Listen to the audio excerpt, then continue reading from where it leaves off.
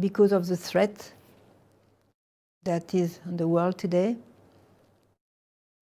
because of the difficult time for us to understand what's happening, just know that God has His plan. He's not like a visitor in the world, like an observer. Well, okay, this is happening, looking at things and doing nothing. He's working so hard. Satan is very loud and Jesus is very silent, but working hard and working for the victory. And his power is way stronger than that of Satan, who is anyway defeated. So one aspect is to trust Jesus, to trust the Father, God the Father, for his plan of salvation. You know, when we see the evil, as Ratzinger said, Pope Benedict said, that the root of life has been hit now, is in danger. The whole humanity is in danger with the new laws on the 23rd of June.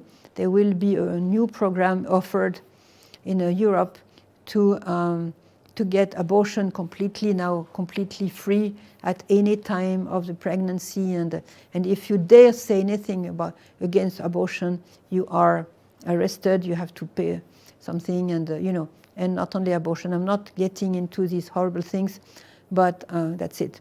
So the call of Our Lady is to abandon ourselves in the hands of God. God the Father has a plan, and the plan that He has for my life is a perfect plan. And if I follow the path that He's telling me through the Word of God, the Bible, and through that what He can do with me through prayer, the commandments of God, the attention to really stick to His words and please Him in everything, then His plan will be realized. And His plan is a path of holiness.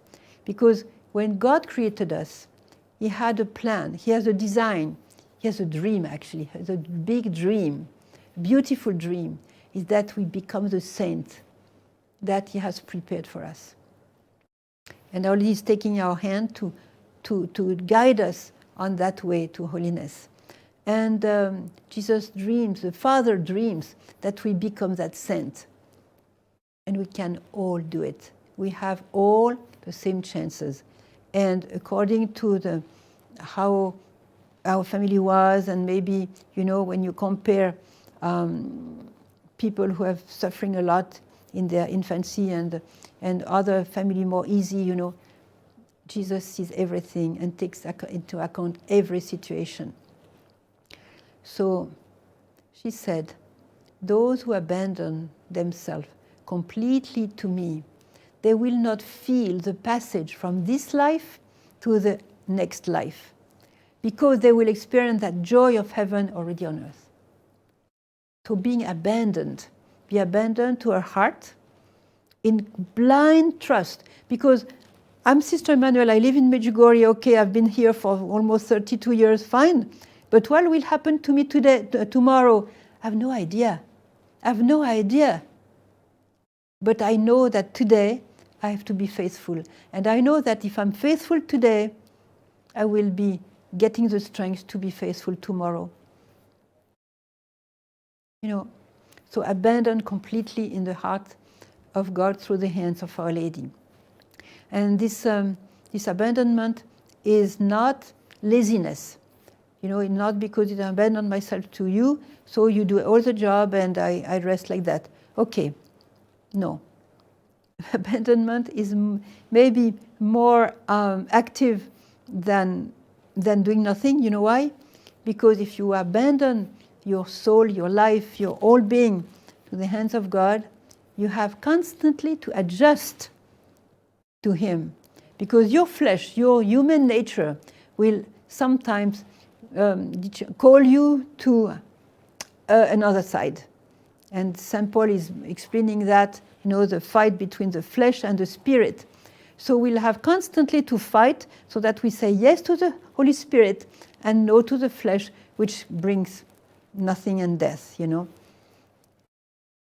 What has been sown in the flesh will be nothing, and will be sown with the Spirit, will be life, This beautiful prayer of Charles de Foucauld. Now he's a holy. He has been canonized in the beginning of this year, in January or February. And he has a genius, He was a big sinner, and he converted, went to confession, left his sinful life, and went even to the desert, prayed a lot. He was a worshipper of the Blessed Sacrament, and he was very, very close to Jesus and the Father. And he abandoned himself completely in the hands of God. And he composed this beautiful prayer that I recommend. You will find that in every program of Google or whatever. It's very easy. You say the prayer of Charles de Foucauld to the Father. So I will read it, and I will invite you to repeat by each phrase after me, okay? Father, I abandon myself into your hands. Father, I abandon myself into your hands. Do with me what you will. Do with me what you will. Whatever you may do, I thank you. I'm ready for all. I am ready for all. I accept all.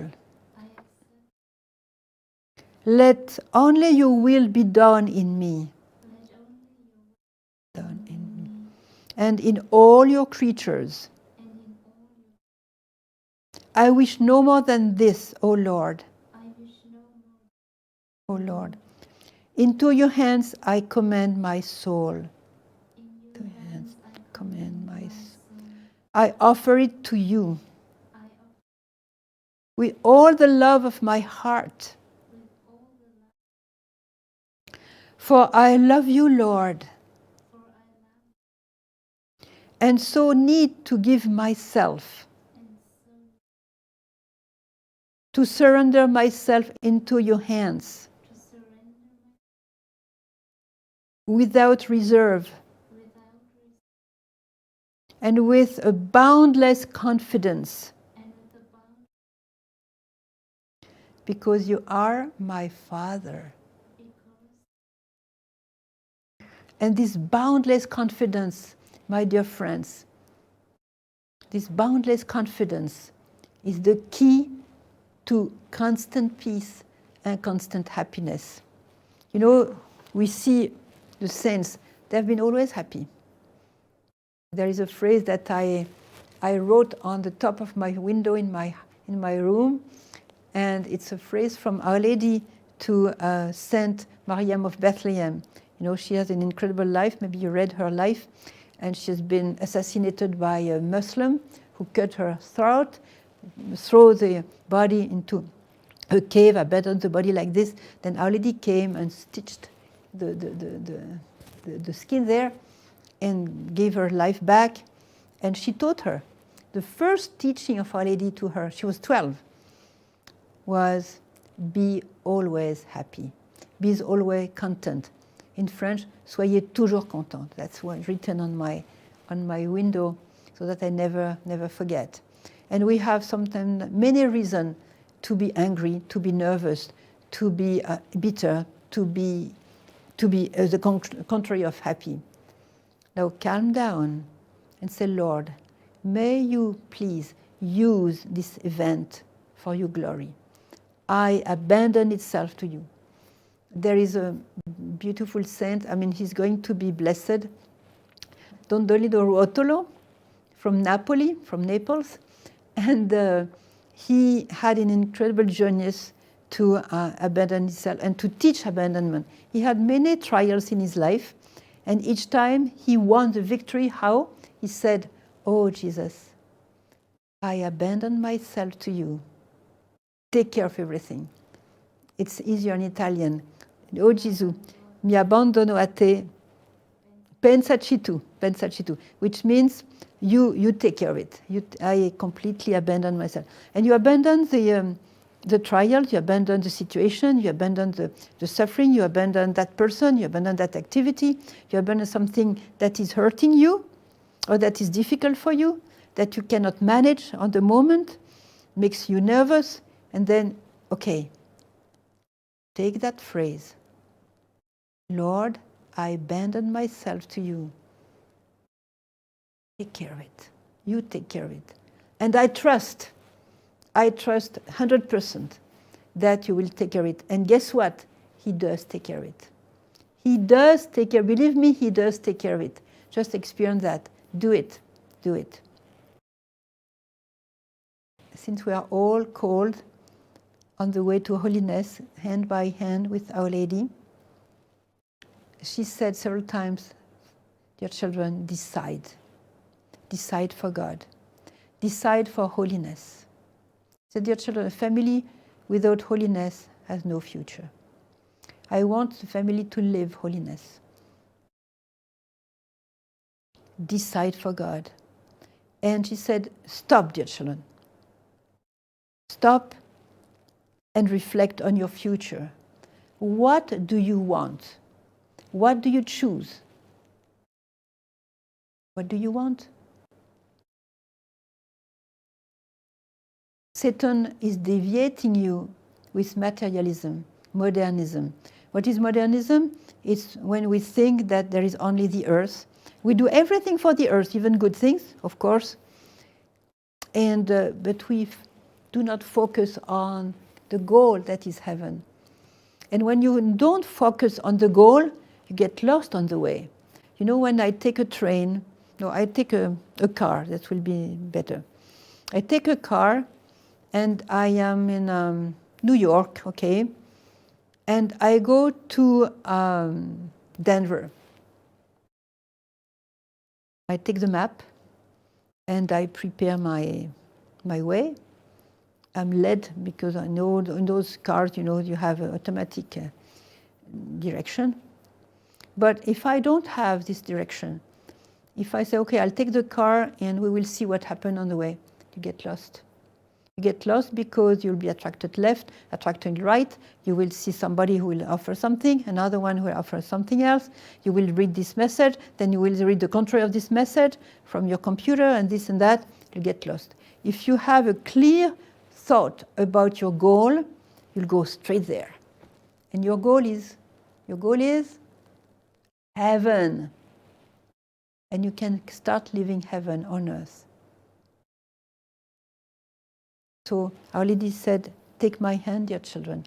I want to accompany you on the way to holiness. But make the decision.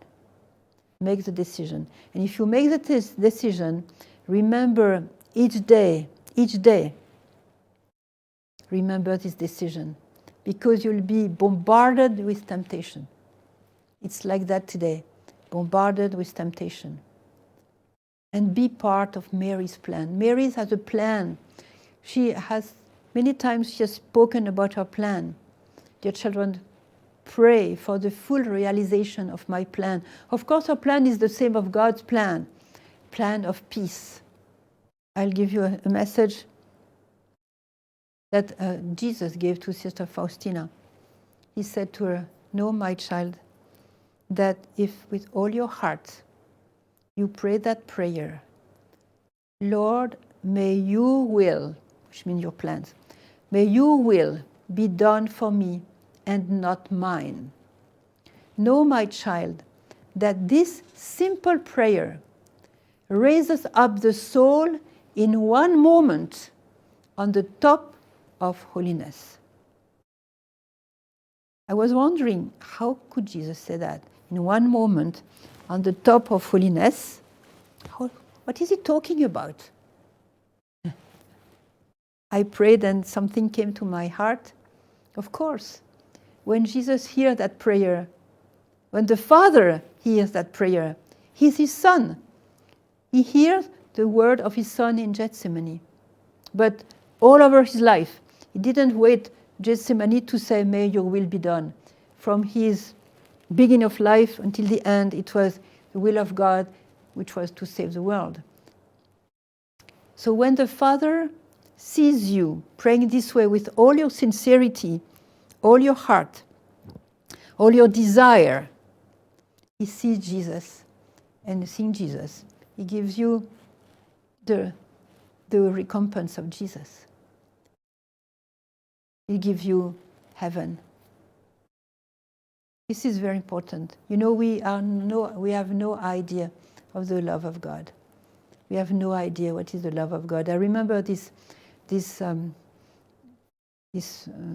Cappuccino, this brother, Franciscan brother Daniele Natale. He kind of died, and he died actually, and he saw Jesus when he died. And when he saw Jesus, because he came back to life, so it's too long to say the story, but so he saw Jesus and he saw Mary also when he died. And when he came back to life, thanks to the prayer of Padre Pio, who made him live again, it's a very beautiful story. And so he said, when he came back to life, he said, you know, when I saw Jesus, I realized, and he was a monk, praying every day. He said, on earth, we have no idea what is the love of Jesus. Jesus is pure love, he's love himself. And when I saw him, I was amazed. And you know, I had the feeling that I was the only object of his love. And I had only one desire, was to embrace him, to come into his embrace. But then I saw all my life, from the beginning to the end, and I understood that I had to go a little bit to purgatory because I was not pure enough to embrace the pure love, you know. So he saw also, when he saw his life, he saw the plan of holiness that God had given him when he created him. Because for each one of us, there is a plan of holiness from the Creator. And God failed no one. No one can say, okay, I'm a little nothing, he failed me, my life is a failure. No.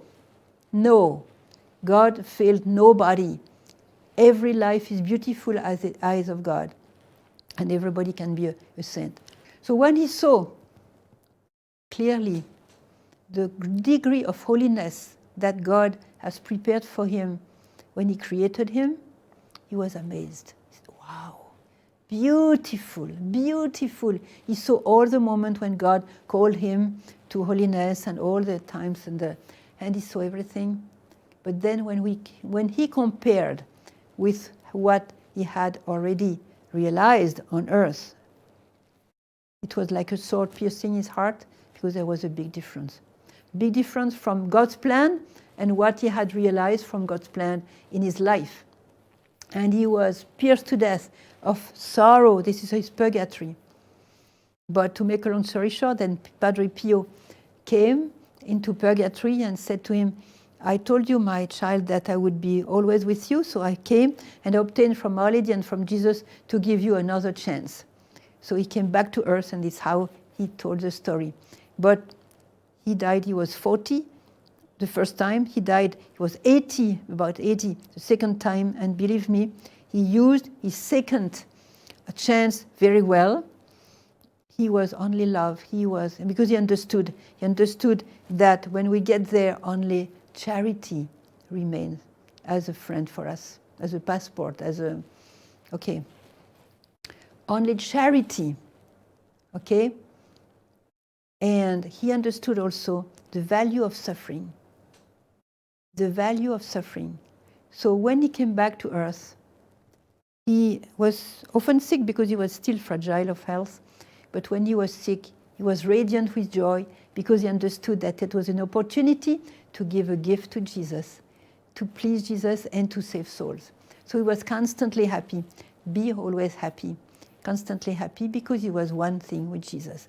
So much so that after his death, they started a cause of beatification. So he is going to be beatified. He's from San Giovanni Rotondo, the convent of Padre Pio, and Padre Pio loved him very much.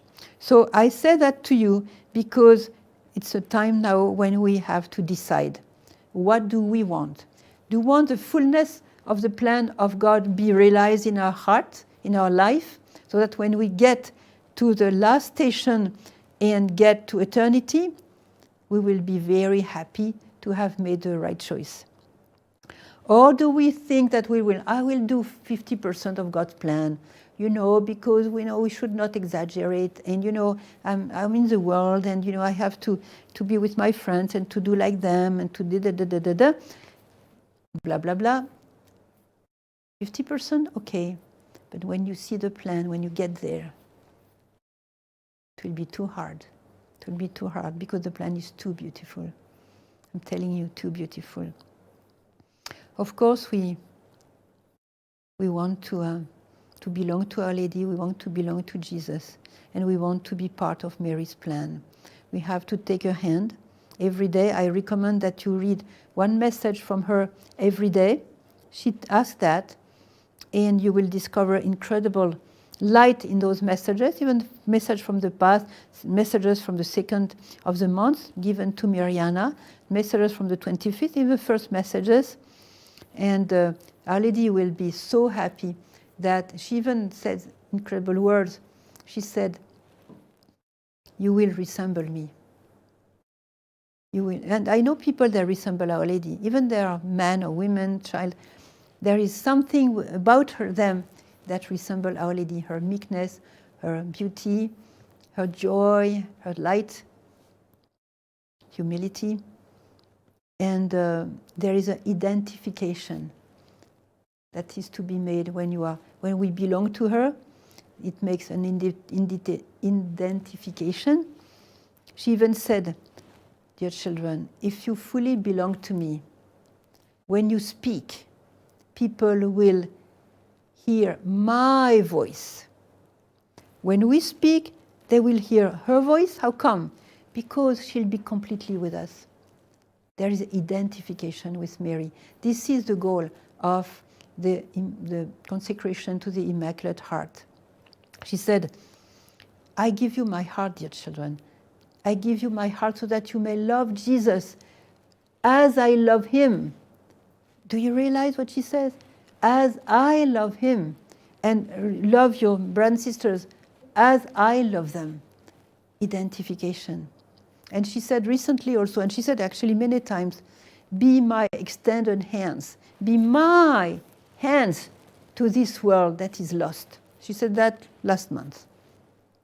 "Be my extended hands to the poor, to the needy. Look who is willing to have your help, spiritually or materially. Be my extended hands. Be the hands of Our Lady." And this is the goal of the consecration to the Immaculate Heart. When you are consecration to the Immaculate Heart, you fully belong to her. Your body, your goods, your future, your past, your dear ones, your everything. But guess what? If you fully belong to her, she fully belongs to you. She fully belongs to you, which means her virtues, her beauty, her light, her motherly tenderness, her love, her mercy, her strength belong to you. And I will conclude with one word. Give your heart to Our Lady. Now she's appearing. Welcome. I'll conclude with one word that is from Little Flower, St. Therese of the Child Jesus. She was so much with Our Lady, and she said, "The treasure of the mother belongs to the child." Remember that. The treasure of the mother belongs to the child, because the child is fully belonging to the mother fully belonging to the child. Like a child in the womb of his mother is fully there, within her.